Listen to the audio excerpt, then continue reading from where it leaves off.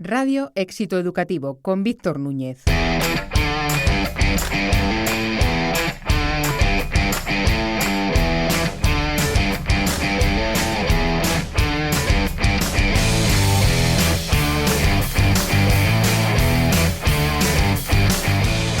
Bienvenidos al episodio 63 de Radio Éxito Educativo, el podcast de los que deciden en la educación. En el último podcast de este intenso curso escolar queremos poner en valor un aspecto que muchas veces pasa desapercibido, pero que es cada vez más clave para construir confianza, reputación y comunidad en torno al proyecto educativo. Hablamos del poder de la comunicación.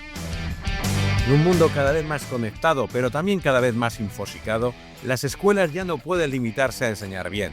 También deben comunicar con eficacia la gran labor que realizan en su día a día. Una buena comunicación tiene su impacto no solo en los aspectos relacionados con el marketing, también lo tiene en el buen funcionamiento de la gestión del centro, en unas relaciones más sanas y constructivas con toda la comunidad escolar y, por supuesto, en la imagen pública de los centros educativos en la sociedad en su conjunto. Y para abordar este trascendental tema, nos acompaña en el pupitre digital uno de los principales referentes de la comunicación educativa de España e Iberoamérica, Victoria Moya, la directora de comunicación de Escuelas Católicas. Con ella hablaremos de la labor comunicativa que realiza para la mayor red de colegios concertados de España, de la imagen pública de la Escuela Católica, de redes sociales, de gestión de crisis, de la relación con los medios de comunicación y el equilibrio entre la comunicación corporativa con la misión evangelizadora de sus centros. Porque comunicar desde la Escuela Católica actual es también proyectar valores en tiempos complejos. Victoria nos compartirá su experiencia de más de 2 décadas al frente de la comunicación de una organización que agrupa a cerca de 2.000 centros de más de 400 congregaciones, cada uno con su propio carisma y su propia identidad, y nos dará claves muy valiosas para sus directores y equipos docentes puedan comunicar mejor, con más autenticidad y eficacia. Además, en nuestra selección de Bienestar Docente, Marta Allí, psicóloga y directora del Departamento de Psicología y Orientación Escolar del Colegio Alarcón, nos hablará de un aspecto fundamental para los equipos directivos, la toma de decisiones en la dirección, cómo tomar decisiones eficaces en tiempos de incertidumbre. Porque liderar también significa elegir y en educación no siempre hay respuestas claras ni caminos fáciles. En definitiva, en este episodio vamos a reflexionar sobre 2 pilares esenciales en la vida de los centros educativos: comunicar bien y decidir mejor. 2 competencias fundamentales para educar con propósito, con coherencia y con misión. ¡Comenzamos!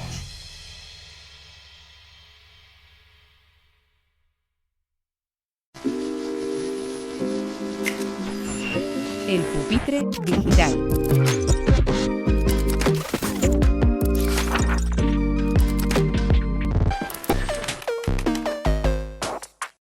Bienvenidos al Pupitre Digital, bienvenidos al espacio de entrevistas de Radio Éxito Educativo y nuestro canal de YouTube. Hoy tenemos a Victoria Moya, directora de comunicación de Escuelas Católicas de España. Pero ¿quién es Victoria Moya? Pues me costaría definirme. Quizá la palabra que más me define es soy una mujer en constante búsqueda. Búsqueda de ser una buena profesional, obviamente. A ello me debo, pero también de ser una buena madre y de ser una buena persona. Y eso no te creas que es fácil, ¿eh? Así que ahí buscando. Claro, es buscar ser buena gente y gente buena. Exactamente. Bueno, pues yo que te conozco un poco, doy fe que lo eres. Gracias. Victoria, ¿por qué te dedicas a lo que te dedicas? ¿Cómo llegaste aquí? Pues mira, llegué por pura casualidad. Realmente era algo que no estaba en mis planes vitales cuando era pequeña. De hecho, mi anécdota siempre es que yo en la fila de la Complutense, según estaba esperando para entregar la matrícula en primero, no llevaba rellena las crucecitas. Y según me acercaba al mostrador, iba sintiendo la presión de que había que elegir. Y en el último minuto, en el minuto de descuento, elegí Ciencias de la Información. Y después tuve la fortuna de que mi carrera profesional se ha podido encaminar por ahí. Y no como periodista, porque la verdad es que como periodista de medios de comunicación no he trabajado nunca. No, pero sí, diriges una revista Sí, eso también es verdad. que es una referencia en educación. Sí, la revista de escuelas católicas. Muchas gracias. Hay una parte, evidentemente, de periodismo Presentas en el un labor. podcast. Vaya, resulta, sí, soy periodista. Yo sé que está un poco mal visto últimamente decir que somos periodistas, pero... No lo hago por eso, realmente, porque mi labor siempre ha estado más encaminada a la comunicación institucional. Entonces me siento muy cómoda ahí. Y es verdad que la comunicación institucional lleva consigo, y hoy más, antes no, antes que teníamos un fax y poco más. Ahora tenemos un montón de canales a nuestra disposición. Entonces, claro que ejerces como periodista porque tienes que liderar esos canales como periodista. Pero siempre desde ese punto de vista más institucional. Entonces, bueno, como te decía, en el último segundo llegué, marqué Ciencias de la Información y aquí estoy. Pero haces la carrera, pasas por esa facultad por la que también coincidimos. Ajá. Y luego cómo empiezas a trabajar en el mundo de la educación. Porque yo, una de las cosas que pregunto a mis alumnos todos los años, ¿qué les gustaría hacer dentro del periodismo? Nadie dice periodismo educativo, a nadie se le ocurre. ¿Tú cómo llegas a la educación? Pues mira, también por casualidad, porque un fraile dominico, pues que había sido referencia mía, bueno, sigue siendo referencia mía de siempre, me dijo, mira, ¿dónde trabajo? Entonces, FERE, están buscando una persona responsable de comunicación, ¿te interesa? Y bueno, yo ya llevaba un recorrido en el lugar en el que estaba antes, tenía ganas de un cambio y dije, bueno, pues ¿por qué no? Y me presenté y junto con otras personas y finalmente fui yo la elegida, la que acabó en educación, pensando que llegaba a un mundo tranquilo, nada más lejos de la realidad. No, y tanto. Pues desde la experiencia, que son ya muchos años al frente de la comunicación de escuelas católicas, has sido testigo privilegiado, ¿no? Privilegiada de la evolución que ha sufrido la comunicación, que casi antes era como predicar en el desierto, hablar de comunicación, de marketing, de todos estos temas, pero tú lo habéis vivido de forma, además, llevando a cabo pues, todo el proceso de marca también, de FERE, y educación y gestión, generando canales potentes de comunicación, revista, página web y demás. ¿Cómo has visto esa evolución y cómo has tenido tú también que predicar para conseguir que vuestros medios también, no solo a nivel nacional, sino también hacia Latinoamérica y demás, sean una referencia en la comunicación, de educación en general, pero también en la comunicación católica? Pues mira, han sido unos años de una transformación absolutamente radical. Cierto es que las personas que entonces estaban en el equipo directivo de FERE, ahí fueron un poco visionarios. En aquel momento tenían una persona que llevaba la revista y poco más, no hacía mucho más, no le daba para más, tenía unas orillas. Pero vieron que era una apuesta necesaria y efectivamente apostaron. Entonces fue cuando añadieron a más personas. Pero de entonces, y que como te comentaba antes, que pasábamos por relacionarnos con los medios mandando un fax y esperando a ver si daba negativo o ok, que ese era el tiempo que pasábamos principalmente, pues hasta ahora en la que hay multiplicidad de canales y siempre son sumatorios, la transformación ha sido increíble. A nivel interno de escuelas católicas, de nuestra proyección hacia afuera, de nuestra capacidad de llegar a más personas, incluso más allá del Atlántico. Pero si hay algo de lo que me siento especialmente orgullosa es del trabajo de concienciación que hemos hecho de cara a los colegios, a los centros educativos, a las instituciones religiosas que tienen centros educativos, de convencimiento de que trabajar la comunicación era algo absolutamente necesario, casi un acto de pura responsabilidad.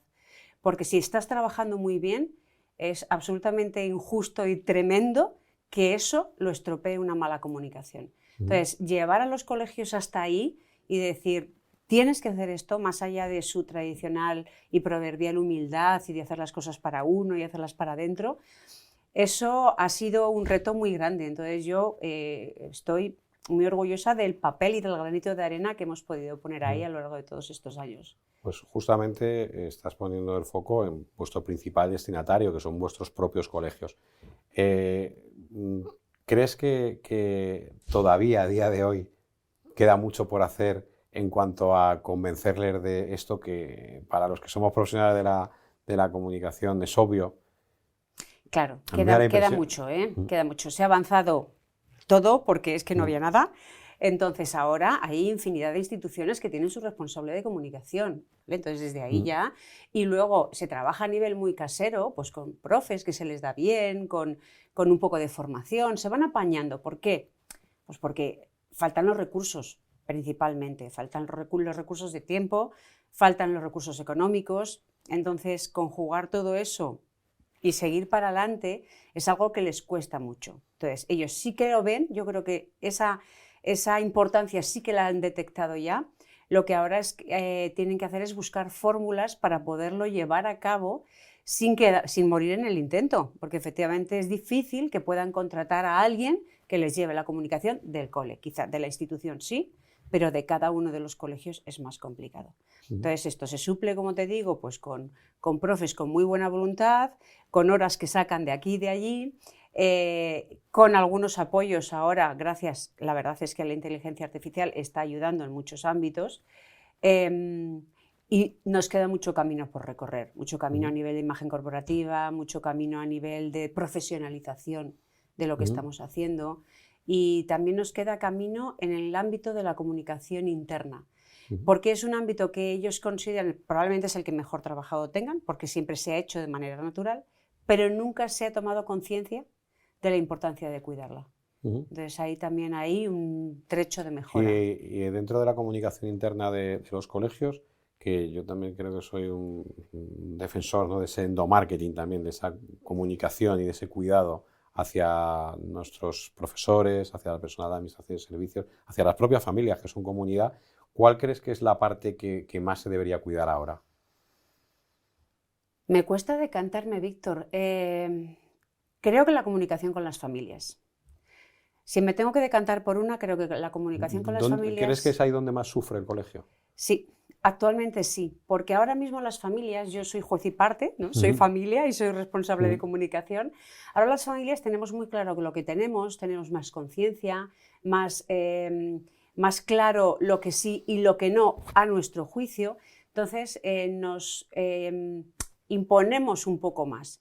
Y no siempre se encuentra el nexo de unión entre el colegio y la escuela, y las familias. Necesitamos vernos como un todo, como una única comunidad que rema juntos por lo que nos importa a todos, que son los niños, los alumnos.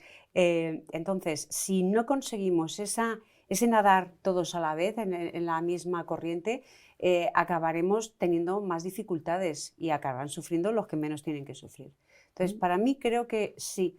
Claro que esa comunicación la tienen que hacer los profesores, porque tú puedes tener un gran plan de comunicación bordado en letras de oro, pero si eso no se traslada bien a quién son los embajadores de ese plan, que son cada uno de los profes que están en el aula, el personal de administración y servicios, la persona que atiende el teléfono, la persona que está en recepción, el técnico de mantenimiento, todos esos son los que hacen la comunicación del cole. Si ellos no están en el mismo plano, da igual, el papel lo soporta todo, pero luego la realidad es otra. Entonces eso también es comunicación interna. Es decir, eso tiene que ir en cascada y trasladarse a cada uno de los miembros de la comunidad educativa.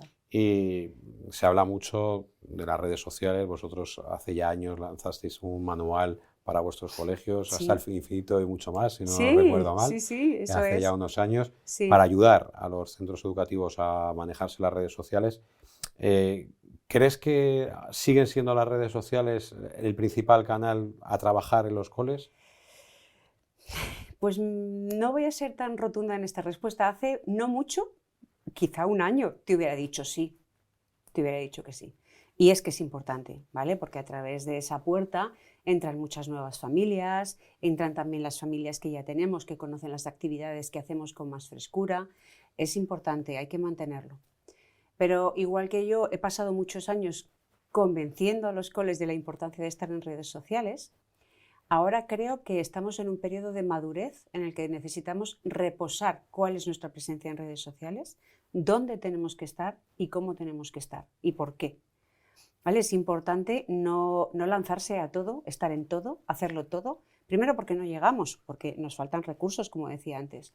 Y luego porque es que también hay que parar, pensar y tener claro un objetivo. ¿A dónde quiero llegar? No se trata de estar por estar, sino de si esto responde a mis necesidades. Esto es como lo de...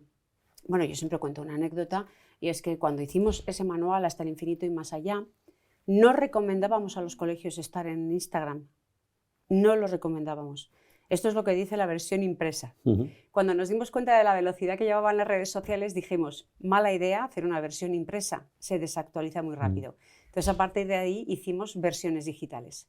En la versión digital, la número 2, la versión 2, ya decíamos, sí, si creéis que tenéis que estar, estad.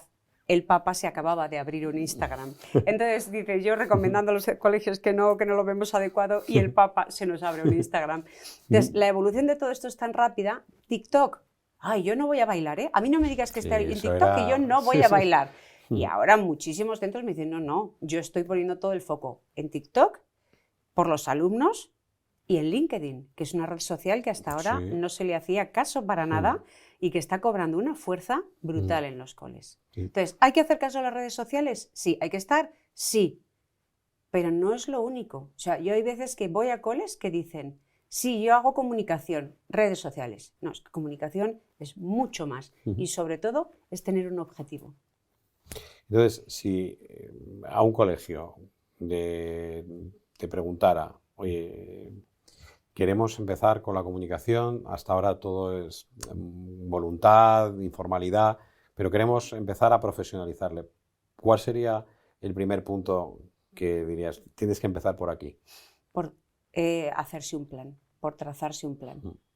Necesitan un plan. Para hacerse un plan tienes que tener un conocimiento básico de algunas cosas. Es decir, no puedes hacer un plan si no sabes lo que quieres. Entonces necesitas un acompañamiento, necesitas una guía, necesitas o una formación o leer mucho o que te acompañe alguien. Entonces es vital empezar pensando hacia dónde quiero que me lleve mi comunicación, cuáles son los puntos más débiles que tiene mi comunicación, cuáles son mis fortalezas, y a partir de ahí empezar a trazar un camino despacio.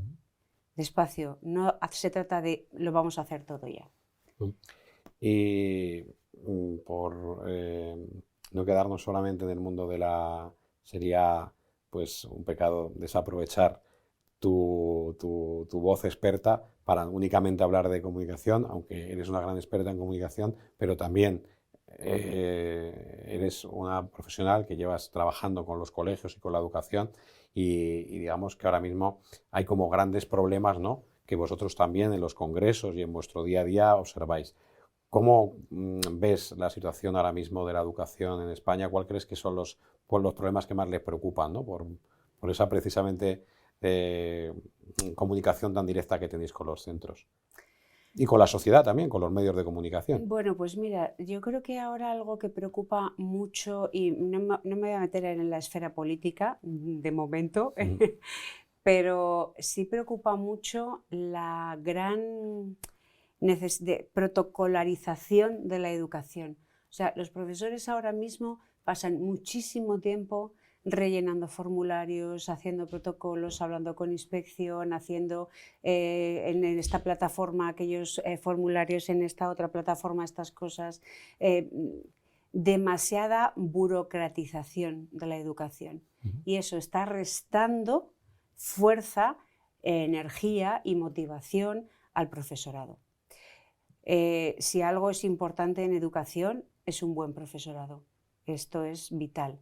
Entonces, que salgan muy bien formados, mucho más allá de lo estrictamente académico, que luego podamos seguir formando a esa gente, que estén a gusto con nosotros, retener ese talento, conseguir generar comunidades sólidas, nada funcionarializadas, que no vayan solamente a dar clase y se vuelvan, sino que crean en el proyecto. Me parece que es una de las... Y luego, bueno, ¿para qué no engañarnos? El tema económico, el tema de la falta de alumnos.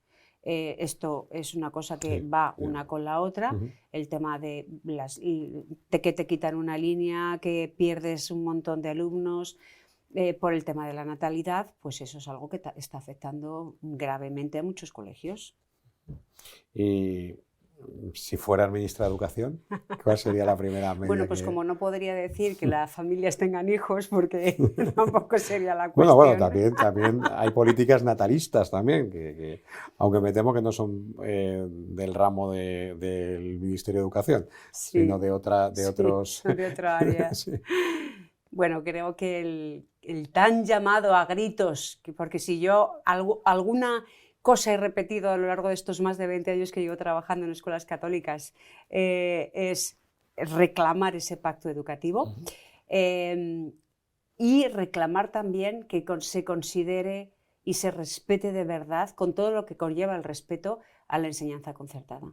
Esa complementariedad de redes que es fundamental. Creo que es algo que merecemos, que merece el sector y que merece la lucha, el esfuerzo, la entrega y la dedicación que hace tanta gente desde hace tantísimo tiempo por la educación de este país. Creo que has puesto sobre la mesa un tema que evidentemente todos los años genera mucha controversia. Educación concertada sí, concertada no. Además, ahí hay también una cuestión muy importante en la comunicación.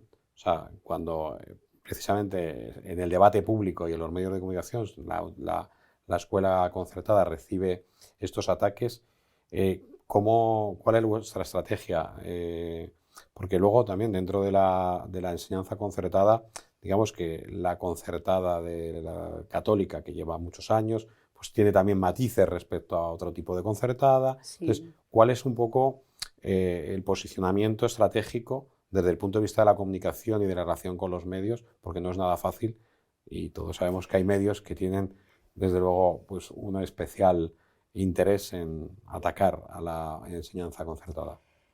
Pues mantenernos firmes en lo que creemos. La escuela concertada lleva, la católica más que la concertada, que vino después, lleva siglos, de 1472 aproximadamente, data el primer colegio católico de este país. Esos son siglos dedicados a esto, claro, con luces y sombras, obviamente, nadie es perfecto. Entonces llevamos mucho tiempo trabajando en un sector, lo que nos hace enormemente expertos, tenemos un bagaje muy potente y nos movemos entre el orgullo y el prejuicio, entre matan por nosotros algunos, bueno, ahora ya con la baja natalidad ya no es esta situación, y matan también por criticarnos y por decir esto está mal, esto está mal, esto está mal. Y yo siempre pienso, cuando te atacan de aquí y por esto, por los dos extremos, quizá algo estás haciendo bien, ¿no? Estás manteniéndote en un sitio y yo insisto, si cometes errores hay que corregirlos, pero mantenerte firme en aquello en lo que crees y aquello que es tu misión, que al final es transmitir el Evangelio, transmitir la fe y educar, hacer personas íntegras que configuren una sociedad íntegra, no puede ser otro nuestra estrategia de comunicación. Independientemente de quién te pregunte, independientemente de si quieren, sobre todo hay mucho medio que quiere carnaza. Y la verdad es que nosotros nunca damos carnaza. Siempre nos mantenemos en el equilibrio que consideramos más sano y el que nos puede llevar a sumar a esta sociedad y no a restar con más debates y con más problemas. Hablando de carnaza en los medios, pues también digamos que habéis tenido que ayudar a muchos centros educativos, habéis lanzado pues un libro que yo recomiendo, además que lo ponéis generosamente, gratuitamente, sí, está en la web, sobre gestión de crisis de reputación. Cuando también habéis recibido, a veces parece que solamente hay casos, ¿no?, de abusos o de bullying o en la escuela católica, también como a ti como directora de comunicación, ¿cuál es la recomendación también que le das? ¿Cuál sería también el primer consejo que darías ante... Además, la crisis de reputación nadie está exento, no, el riesgo cero no existe, puede ser por un caso de bullying, puede ser por un caso de abuso, por cualquier problema que pueda poner en un momento dado en el foco mediático un cole. ¿Cuál es lo primero que hacéis desde escuelas católicas? Bueno, lo primero que hacemos es, cuando recibimos una llamada, es analizar el caso en toda la profundidad, con toda la información que tenemos. Evidentemente, como bien dices, nadie está exento. Yo siempre, cuando doy una formación a los coles, siempre les digo, tenéis que prepararos para una situación de crisis. Solamente existen 2 tipos de centro, y me pongo muy melodramática. Entonces, solamente existen los centros que ya han tenido una crisis y los centros que la van a tener. No es que no confíe en ellos, es que es algo consustancial a la naturaleza de las organizaciones, a la naturaleza humana. Por tanto, tienes que estar preparado. Es una responsabilidad estar preparado. Entonces, primero prevenir. El primer paso es hacer las cosas lo mejor posible. Esto es lo más importante y es la lucha de cada día de los coles. No obstante, acontece una crisis y yo lo primero que recomiendo es actuar.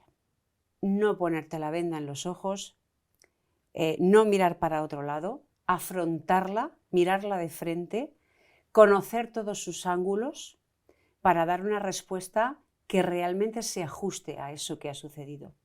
Porque como equivoques el tiro y digas algo que no es, no porque mientas, sino porque no has analizado en profundidad, no conocías la situación del todo, entonces estés contestando con algo que no es exactamente, entonces ahí ya sí que se te ha mantuado, porque la gente te puede perdonar que cometas un error, pero que mientas, que intentes ocultarlo, que no digas las cosas como son, esto ya es más difícil. Más difícil es todavía que te perdonen si vas reiterando. Por tanto, siempre prevenir y trabajar lo mejor posible, siempre actuar de la manera más ágil posible, pero para actuar con agilidad hay que evitar la precipitación.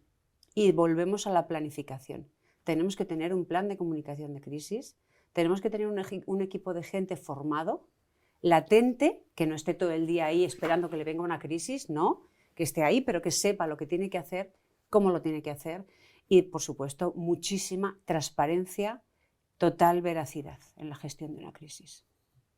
Y también en el papel que vosotros ejercéis como el Departamento de Comunicación de Escuelas Católicas, ¿qué pesa más también en vuestro día a día? ¿El trabajo sobre esas herramientas de comunicación más dirigidas al marketing, con la problemática ahora de que no hay niños, que hay que captar? ¿O también dais herramientas y ponéis la comunicación al servicio de la parte pastoral? ¿Cómo trabajáis ese equilibrio? Pues eso, buscando el equilibrio. No podemos engañar que los colegios necesitan contarse, relatarse de una manera atractiva, de una manera que potencie precisamente todo ese trabajo que hacen. No se trata de decir algo que no eres, se trata de que realmente aquello en lo que tú brillas reluzca más. Entonces, eso hay que hacerlo, hay que trabajarlo y no hay que tener miedo ni hay que tener vergüenza de hacerlo, todo lo contrario. Es importante que la gente sepa qué haces y cómo lo haces también para que nadie se lleve a engaños. Yo soy esto, ¿vale? En mi colegio se reza por las mañanas, en mi colegio y esto se cuenta, y se cuenta por qué. Entonces, contando los porqués, la gente entiende y toma sus decisiones y luego no se lleva a engaños. Lo mismo que si no rezas por la mañana porque tienes una misa los fines de semana o haces otras cuestiones de evangelización. Y luego, todo esto se hace siempre desde el porqué, como dice bien dice Simon Sinek en esta famosa conferencia de cuáles son los líderes que realmente triunfan, pues cuáles son los colegios que realmente van a hacerlo bien, los que se comunican o hacen su marketing desde su identidad, desde su misión, desde su porqué. ¿Por qué estoy en educación? ¿Por qué hago esto? ¿O por qué hago esto como lo hago? Es decir, ¿por qué acompaño a mis alumnos de determinada manera? Porque en mi ADN está esa acogida, esa personalización del aprendizaje. Entonces, solamente compatibilizando las dos cosas estaremos haciendo una buena comunicación y estaremos haciendo una buena evangelización.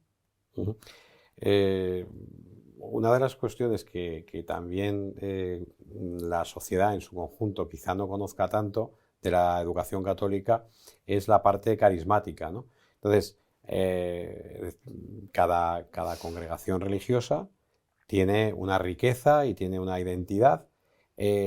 ¿Cómo trabajáis también desde una marca que yo creo que ha sido un acierto, ¿no? Desde hace años, ¿no? Apostar por por la marca Escuelas Católicas, pero sin embargo dentro de esa unidad de la Escuela Católica tú conoces y tienes que tener, pues desde luego, un máster, un doctorado en conocer la identidad de ¿cuántas congregaciones conforman Escuelas Católicas? Como soy un poco pez para esto de la memoria, son 400 y pico, pero el pico ahora mismo no sé, 412, Vamos a hacerlo, 20... Si redondeamos en 450, ponle. 400 congregaciones con su identidad. Y diócesis, que también tenemos escuela diocesana, que no nos podemos olvidar de ellos. Eso, ¿cómo, cuando dais formación y demás, qué recomendación dais? ¿Cómo también equilibráis el peso de congregaciones que son mucho más grandes? Congregaciones que incluso en su identidad, en su propia fundación, tenían la parte comunicativa muy en su origen. ¿Cómo manejáis esa diversidad tan enorme en la unidad que representa vuestra organización y vuestra marca? Bueno, desde Escuelas Católicas trabajamos desde la fe, desde la identidad católica, desde la identidad cristiana, global, universal. Y luego esto se aterriza y esto es excelente para la comunicación de cada una de esas instituciones. Porque cuando en comunicación decimos, o en marketing, que es importante trabajar el valor diferencial, es decir, decirle a la gente, a las familias, en qué soy yo diferente, porque hay muchos colegios, y públicos, privados, muchos concertados católicos. ¿Qué me diferencia del de al lado? Ese valor diferencial, eso que me hace a mí ser especial, especialmente bueno para tu hijo, es lo que nos marca ese marchamo de diferencia, de matiz, que es tan importante después para las familias. Entonces, no solamente no es incompatible, sino que nos da una riqueza brutal que nos permite acercarnos a las necesidades, a las distintas necesidades que puedan tener las familias, desde los distintos carismas. O sea, que ahora si te pusieras tú el rol de mamá y estuvieras buscando también un colegio, no te voy a poner la situación de decir cuál elegir. Gracias, Víctor. Pero sí que, o sea, por poner ejemplos, vamos, sin poner nombres, pero ¿qué sería lo que podría diferenciar a unas de otras? Para que lo entienda el gran público, ¿eh? Yo, afortunadamente, pues lo conozco bien el mundo de la... claro. Pero ¿cómo le explicarías tú a una mamá que esté buscando un colegio, que tenga claro que quiere ir a un centro católico, pero duda entre distintos carismas? ¿Cómo le explicas eso? Bueno, pues el carisma está representando muchísimas consideraciones que afectan a tus niños. Entonces, imagínate que tenemos un colegio no solamente por el carisma, vamos a acompañar eso del tipo de centro. Un gran colegio, un colegio muy potente, con mucha fama, con mucho renombre, que viene de una institución muy potente, con mucha fama y con mucho renombre, muy bien respaldada, con muy buena reputación, con muy buenas instalaciones, con un gran polideportivo, con grandes áreas de proyectos. Esto es súper atractivo, ¿no? Entonces, ahí, esto llama mucho la atención, es un maravilloso escaparate. Y al lado tenemos el colegio pequeñito, de una línea, que lo llevan unas monjas, que las conocen en el barrio, pero que a lo mejor son las madres de los desamparados del Perpetuo Socorro, que conocen muy poca gente, que no tiene ese gran prestigio, que no tiene quizá esa gran reputación universal, que no tiene buenas instalaciones, que hacen lo que pueden para mantener el colegio, que sí que van renovando cosas, pero que conocen el nombre y el apellido de cada uno de los niños, y que en ese acompañamiento tan de cerca está su identidad. ¿Cómo es mi hijo? Mi hijo es un niño que necesita ese cuidado, que necesita ese mimo, que es más tímido, que es más introvertido. Mi hijo es un niño muy social, muy abierto, que al contrario lo que necesita es mucho movimiento, mucho deporte, mucho tal. ¿Qué necesita mi hijo? ¿Y con qué herramientas van a responder mejor a las necesidades de mi hijo? No sé si me he explicado bien. Yo creo que perfectamente. Y yo creo que es un tema que aún está por también explicar, comunicar, porque esto antiguamente, ¿no? Se decía, pues es un colegio de curas o Todos un colegio igual. de monjas, todos iguales. Y claro, cuando uno se acerca y conoce, ¿no?, pues toda esa diversidad, la gente dice, pero bueno, ¿y qué diferencia hay entre una congregación y otra? Y entonces creo que ahí también esa labor de comunicación también es muy relevante. Total. Pues, Victoria, no te queremos hacer quitar mucho tiempo, que sabemos que tienes bueno, pues una agenda muy ocupada. Esta entrevista siempre la cerramos con una misma pregunta, que es ¿cómo ves, cómo sueñas el mejor centro educativo del mundo? Pues por mi experiencia personal, más que por la profesional, creo que te respondería que ese colegio al que los niños entran a gusto, tranquilos, donde tienen bienestar, donde lo que les enseñen no depende tanto de un currículum, que este es obligatorio y viene de fuera, como de lo que se adapta a su manera de aprender y de entender el mundo, el que les ayuda a brillar lo más posible, el que hace buenas personas, buenos ciudadanos, buenos creyentes. Muy bien, pues Victoria Moya, muchísimas gracias por estar aquí en tu casa, en Éxito Educativo, en el Pupitre Digital, y enhorabuena por la labor profesional en la comunicación y por la labor también por la educación en general de este país, de los que sois pues testigos no, protagonistas, pues muy importantes en España. Muchas gracias y nada, pues os invitamos a seguirnos en nuestro canal de YouTube, en nuestras plataformas Spotify, iVoox, Google, YouTube, etcétera, y que nos sigáis diariamente en exitoeducativo.net. Muchas gracias. El Pupitre Digital.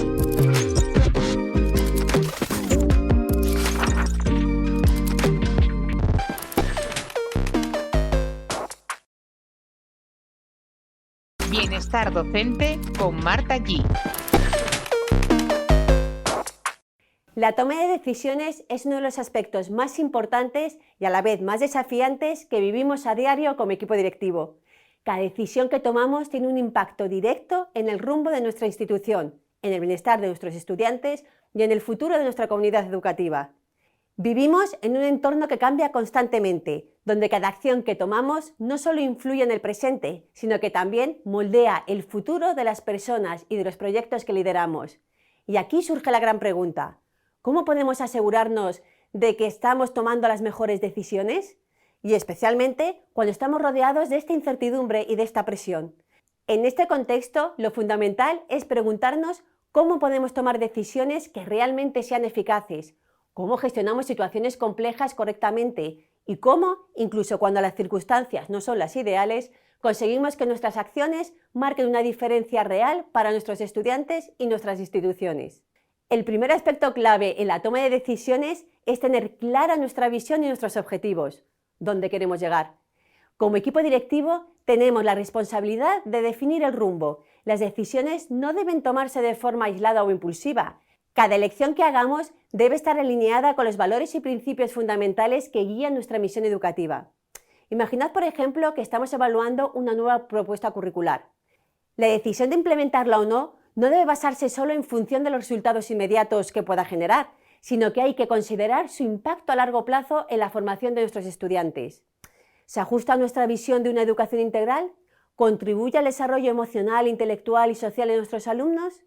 Tener claro hacia dónde queremos ir nos permite tomar decisiones mucho más informadas y coherentes con nuestro propósito. Por otro lado, tomar decisiones también requiere encontrar un equilibrio entre los datos disponibles y nuestra intuición. Es cierto que como directivos estamos constantemente rodeados de datos, resultados académicos, encuestas de satisfacción, indicadores de rendimiento. Estos datos son fundamentales, no hay duda ninguna. Sin embargo, también debemos recordar que las mejores decisiones no se toman solo con los números. La experiencia, el conocimiento del contexto y la capacidad de anticipar cambios y dinámicas futuras desempeñan un papel crucial. Un ejemplo claro de este equilibrio lo podemos ver en la gestión de equipos. Puede que los datos nos muestren que un profesor está teniendo problemas con su grupo, pero nuestra intuición puede ayudarnos a identificar problemas mucho más profundos, como por ejemplo una desconexión emocional con los estudiantes. En este caso, los datos y la intuición se complementan, permitiéndonos tomar una decisión que no solo resuelva el problema inmediato, sino que también aborde las causas que lo originan. Además, la toma de decisiones no debe ser un proceso aislado. Como equipo directivo debemos fomentar la participación activa de todos nuestros colaboradores. Las decisiones que tomamos afectan a toda la comunidad educativa, por lo que es esencial involucrar a cada miembro del equipo en la reflexión y en el proceso de decisión. La colaboración en este proceso no solo enriquece nuestra perspectiva, sino también fortalece el sentido de pertenencia y compromiso dentro de la institución. Cuando todos los miembros del equipo se sienten involucrados, la toma de decisiones se enriquece, con diversas perspectivas que lo refuerzan, con el compromiso de todos y la unión. Es importante recordar que no todas las decisiones van a ser acertadas. En el camino cometeremos errores, y esto es algo completamente natural. Sabemos que tomar decisiones no siempre es fácil, y a veces cometemos errores, pero esto no significa que no lo estemos haciendo bien. Lo realmente importante es cómo aprendemos de esos errores, cómo nos apoyamos mutuamente y cómo seguimos adelante. Reflexionar sobre lo que no ha funcionado nos permite ajustar nuestro enfoque y tomar mejores decisiones en el futuro. Es esa resiliencia lo que nos permite mantenernos firmes ante la adversidad y aprender de cada experiencia. La incertidumbre. La incertidumbre es algo con lo que convivimos a diario como directivos. El entorno educativo está en constante cambio y lo que ayer era una certeza, hoy puede ser una pregunta. Esa falta de certidumbre está presente en todas nuestras decisiones, pero lo realmente crucial es cómo manejamos esa realidad. No se trata de tener todas las respuestas, sino de ser capaces de actuar con seguridad, incluso cuando no tenemos toda la información. Gestionar esta complejidad requiere un enfoque flexible. No siempre vamos a contar con certezas, pero nuestra capacidad para tomar decisiones con seguridad, transmitir esa confianza al equipo y avanzar con claridad es lo que realmente marca la diferencia. Incluso en los momentos más inciertos podemos mantenernos firmes, guiados por nuestra visión y nuestros valores. De este modo, no solo avanzamos, sino que también fomentamos un ambiente de seguridad dentro de nuestra comunidad educativa. En resumen, la toma de decisiones es un proceso dinámico que requiere de reflexión, de equilibrio entre los datos y nuestra intuición y de capacidad para aprender de nuestros errores. Como equipo directivo, somos los responsables de guiar a nuestra comunidad educativa hacia el éxito. No hay fórmulas mágicas ni decisiones perfectas, pero sí podemos construir una base sólida que nos permite actuar siempre de manera coherente, alineados con nuestros valores y objetivos a largo plazo. Recordad que cada decisión que tomamos tiene el poder de transformar. Cada decisión puede cambiar el rumbo de la vida de nuestros estudiantes, fortalecer la misión educativa que compartimos y construir una comunidad más sólida y comprometida. Tenemos que tomar decisiones con visión, con coraje y con la certeza de que cada paso que damos es una oportunidad para seguir aprendiendo, creciendo y haciendo una verdadera diferencia. Sigamos adelante con el compromiso de crear una institución que no solo sea un referente en educación, sino un lugar donde cada miembro de nuestra comunidad pueda desarrollarse plenamente. Al final, no se trata solo de tomar decisiones correctas, sino de tomar decisiones que realmente transformen, que impacten positivamente en las personas que confían en nosotros. Y esa, como equipo directivo, es nuestra verdadera misión.